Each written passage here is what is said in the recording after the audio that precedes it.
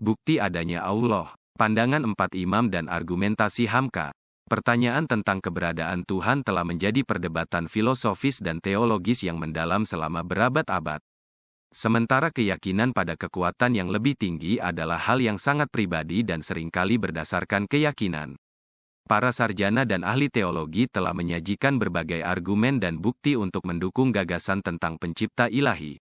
Dalam video ini, kami akan menjelajahi beberapa argumen yang meyakinkan dari empat tokoh ulama Islam terkemuka, Imam Abu Hanifah, Imam Malik, Imam Syafi'i, dan Imam Ahmad Ibnu Hanbal.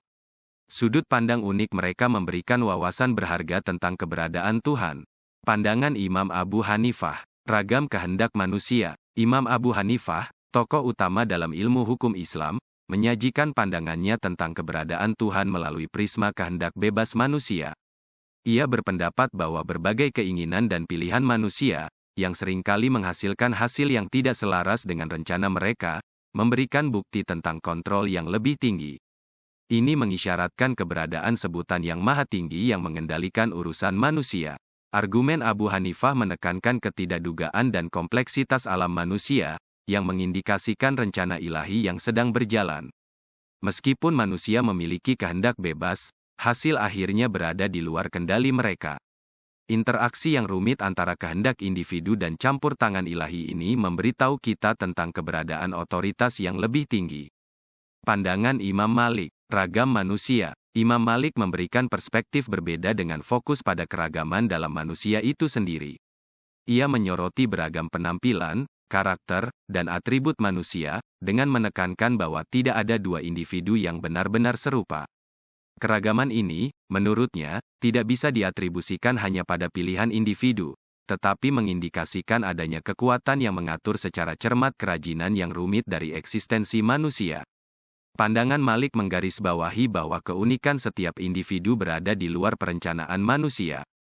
Keragaman dalam penciptaan manusia mengimplikasikan adanya arsitek ilahi yang dengan cermat menciptakan setiap manusia, menjadikan eksistensi mereka sebagai bukti keberadaan entitas yang maha kuasa, yaitu Allah Subhanahu wa Ta'ala.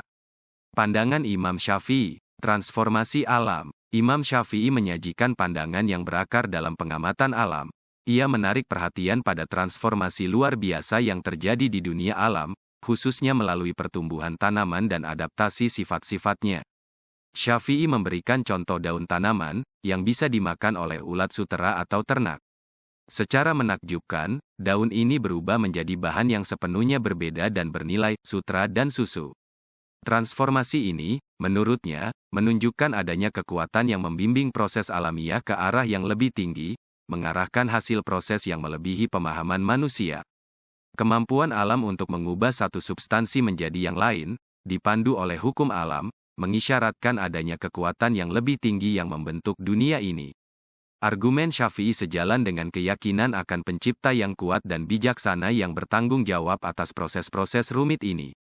Pandangan Imam Ahmad ibn Hanbal, keajaiban penciptaan manusia. Imam Ahmad ibnu Hanbal berfokus pada keajaiban penciptaan manusia untuk menegaskan keberadaan entitas yang maha kuasa.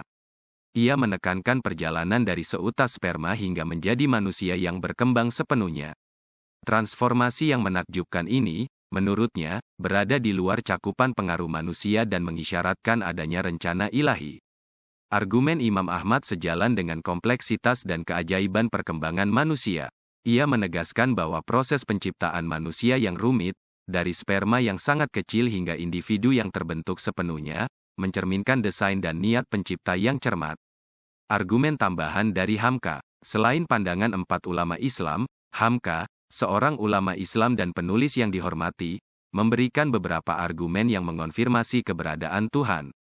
Argumen-argumen ini bersumber dari berbagai sumber dan observasi untuk membangun kasus keberadaan Allah, argumen kosmologis. Hamka menyajikan argumen kosmologis yang menyatakan bahwa segala sesuatu di alam semesta memiliki penyebab.